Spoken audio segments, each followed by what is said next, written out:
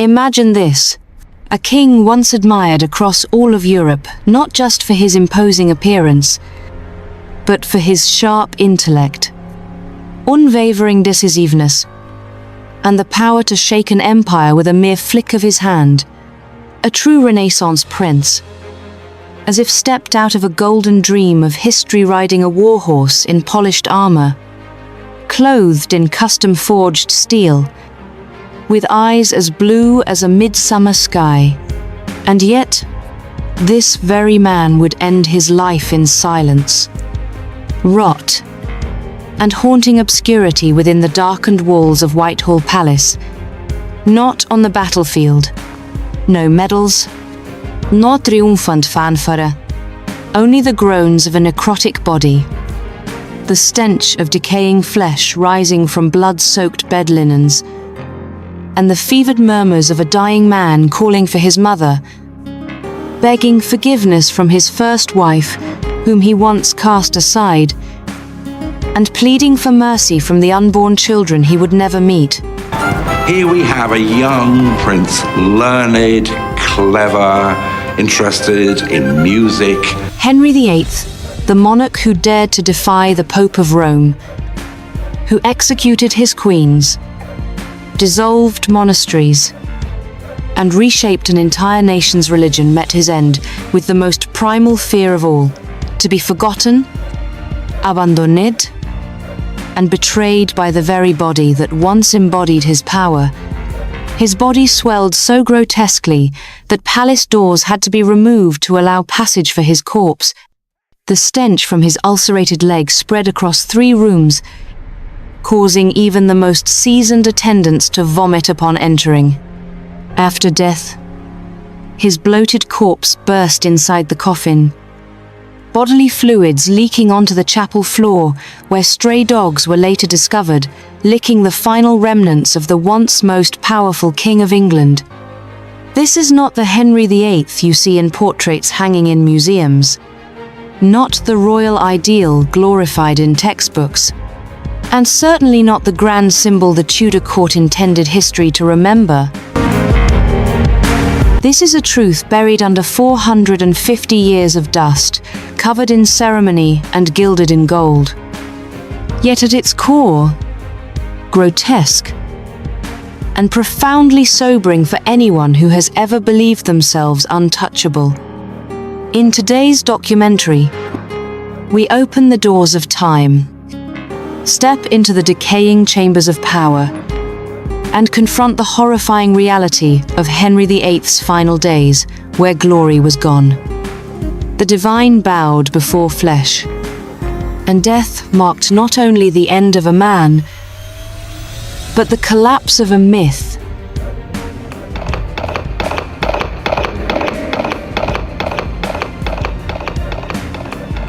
The 24th of January, Greenwich Palace, outskirts of London.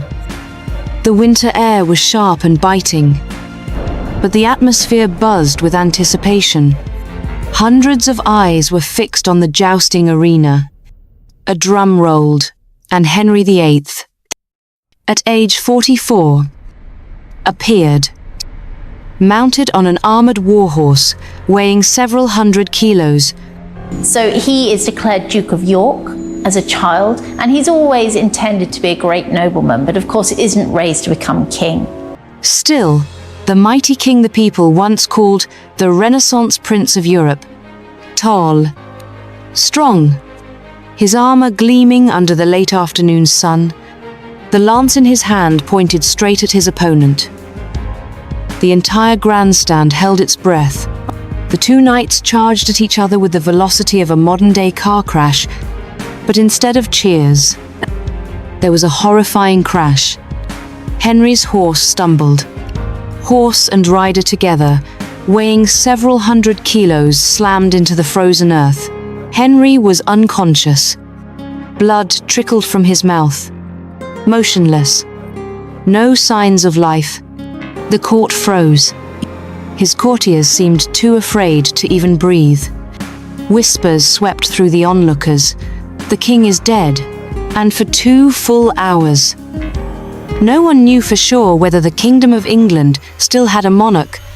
As Henry lay motionless on the cold ground, Anne Boleyn, his second wife, then pregnant, sat writhing in agony in her private chamber. She prayed desperately for her husband's survival and for the child in her womb to be a boy. But when the king awoke, what returned was no longer the same Henry VIII. The sharp, intelligent eyes that once impressed Venetian ambassadors were now clouded, darkened, and filled with suspicion. His first words after waking were not of gratitude, not inquiries about the court or the realm, but fury. Who gave the order to stop the tournament? Something had broken inside Henry VIII's mind. According to modern neurologists, the fall caused significant trauma to the frontal lobe, the region that governs emotion, reasoning, and personality. The marriage contract was signed in September 1539, and Anne then made her way towards England. And from that moment on, his crown remained, but his humanity never returned. Henry began to change. His moods became erratic. He cried easily, raged even faster. Courtiers described him weeping uncontrollably one moment, then immediately screaming for someone to be executed. 4 months later, he beheaded Anne Boleyn, the very woman who had once knelt and prayed for his survival. But this was only the beginning. A previous leg injury believed to have healed was torn open again during the accident. And in Tudor England, there were no antibiotics, no knowledge of bacteria. An open wound was essentially a slow-moving death sentence. It never healed. Instead, it turned into gaping ulcers, the size of tennis balls, oozing pus, seeping fluid constantly, tormenting him for the next 11 years. Physicians of the time, desperate to treat him, applied red-hot irons, mixed mercury-based ointments, and performed daily bloodletting. But the more they tried to heal him, the weaker he became, and the stench of rotting flesh soon became synonymous with the king's presence. From a man who once danced till dawn, rode along the Thames, spoke 4 languages, and debated theology with European scholars, Henry VIII slowly became a darkened figure, retreating silently into the shadows of his own decay. But what haunts history is not just the deterioration of his body, it's the way he clung to absolute power. Even as his own flesh began to rot, Henry did not answer. He simply nodded slightly, then turned his face toward the darkness, whispering a sentence that his secretary would never forget. "I can no longer tell who is alive, who is dead, who betrayed me, who remained loyal." The decay in his body had now reached his mind. The royal bedchamber had turned into a chamber of torment, not for others, but for the king himself. It wasn't the enemies from outside, nor the political conspiracies in Parliament. It was memory, and no one escapes memory. Henry began waking up in the middle of the night, screaming as if he were being burned alive.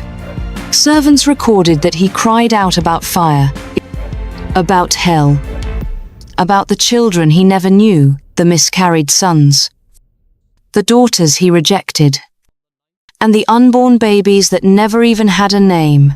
He begged for forgiveness, wept for the wife he once loved and later condemned, and spoke to Jane Seymour, the only one who bore him a son, as if she was sitting right there, gently touching his hand. What's this?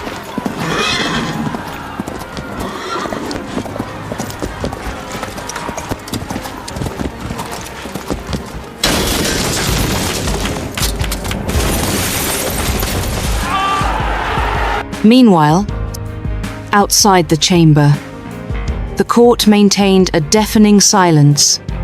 No one was allowed to utter the truth that the king was dying, because under English law, declaring the monarch's death without official confirmation was considered treason, and treason meant losing one's head.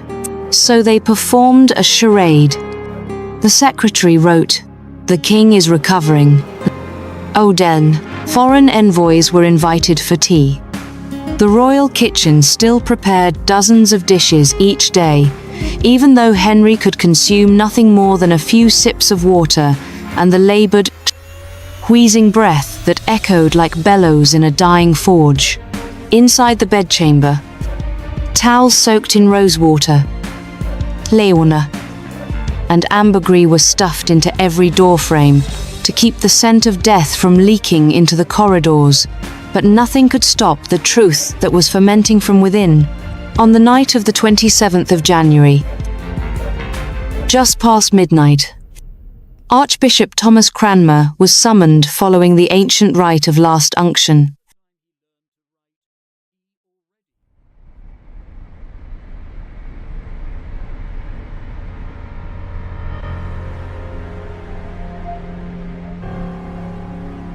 By then, Henry could no longer speak. His tongue had swollen, sealing his throat like a cork. The muscles on one side of his face had collapsed, signs of a massive stroke. Drool streamed uncontrollably onto his pillow. Cranmer took the king's hand, a once mighty hand, now soft and dough-like, and asked gently, "Do you still believe in the mercy of Christ?" Henry gave a faint squeeze. Just once. There were no final words. No royal decret. Only one fragile motion. Then the hand fell limp, as if the last thread tying him to life had quietly snapped. You come from court in London? Yes, my lord. Anything from Miss... At 2:07 a.m. on the 28th of January, Henry VIII, the most formidable monarch in English history, exhaled his final breath. But the humiliation was far from over. Death did not deliver Henry. It merely opened a final, grotesque chapter where power held no meaning. And his decomposing body became the ultimate symbol of a dynasty that once believed itself immortal. His corpse bloated, ulcerated, and reeking began to rot almost immediately after his final breath. Even the servants, long accustomed to the king's outbursts and illnesses, could not withstand the stench seeping from the sealed royal chamber. They gagged, vomited, some fainted, as their last duty to the king was to tend to a body that now repulsed them. Blacksmiths were summoned in the dead of night, not to forge an ordinary coffin, but to seal him in a specially reinforced lead sarcophagus, thick and heavy enough to seem capable of containing even demons. But Henry's body refused to rest. Inside the coffin, the gases from putrefaction built up, growing in pressure like a ticking biological bomb. At night, muffled pops and hisses echoed from the sealed box, as if something inside still struggled to breathe beneath the cold metal.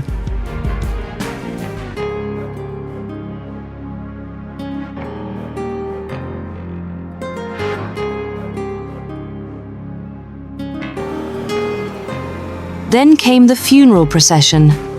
The carriage bearing Henry's coffin, weighing nearly half a ton, was pulled by 8 horses through rain-slicked, muddy winter roads.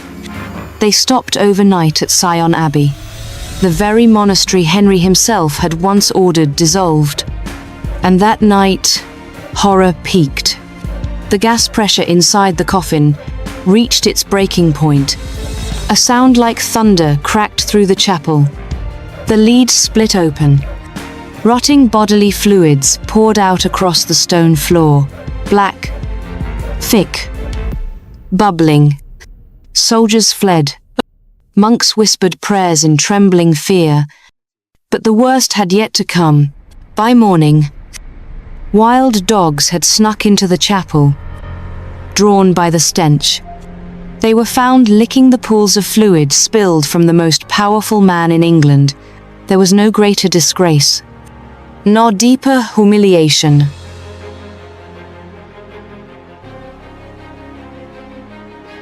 A man once called God's anointed, who severed England from Rome to assert divine authority, now lay liquefied, consumed by dogs. The court ordered absolute silence. Every witness was threatened with death if the truth was spoken. By the time the coffin arrived at Windsor, the funeral was rushed, stripped of pageantry, an ending not majestic, but shameful, muted, hidden. Henry VIII, a man who believed he could bend destiny, met a fate no power could prevent. Not the Pope, not the crown, not the myth of his divine right, only rotting flesh, a silence heavy with shame, and dogs. And so, in the grotesque theatre of his own death, Henry VIII left behind a legacy far greater than bloody marriages or religious schism. He left a chilling reminder of the ultimate limit every power must face, the decay of flesh, and the truth that history can never bury forever. He once believed he was chosen by God above the law, above morality, above the church itself. Had dethroned popes, beheaded queens, and created an entire faith system just to serve his desperate pursuit of a male heir. Yet in the end, no throne was strong enough to steady him in his final panic. No palace vast enough to contain the stench of a body that once ruled a kingdom. What the court tried to suppress in darkness, the screams for his mother, the fluids leaking from his coffin, and the dogs licking the last remains of a king, can no longer be hidden, because history, when told truthfully, is not flattery. It is reflection, ruthless, unfiltered, of what we truly are when all our masks fall away. And if power could transform a perfect prince into a lonely ghost, then perhaps the only thing worth remembering is the lesson of limits. The futility of all we try to hoard, when even our bodies can rupture and vanish into oblivion. Henry VIII was not immortal. No one is, only truth is, and truth always finds its way back.